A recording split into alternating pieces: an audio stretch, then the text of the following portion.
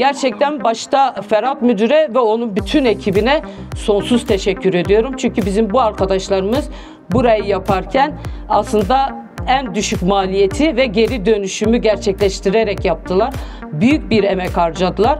Gori derfetin ku em bijin hatiya avakirin si psik dikarın vedere bijin siyasat küçük dikarın vedere bijin o hatta nahaji haft psikeme nahal barnaka mehene o sadu şesci küçük nahal barnaka da hene o jibili veyekir em bijin sahal qada barnaka angu navenda rehabilitasyonu her vaha Goristan je Goristana küçük o psikanji mel keleke daya avakirin bava ki modern o hijyen ve ev xebat şevparên jiyana me ra ji hêla şaradariya farqînê ve mala vî gelî ve ev xizmet şevparên jiyanê yên bi gelê farqînê re ku dijîn ev xizmet bêdayîn. Adına hepinizi saygıyla, sevgiyle selamlıyorum.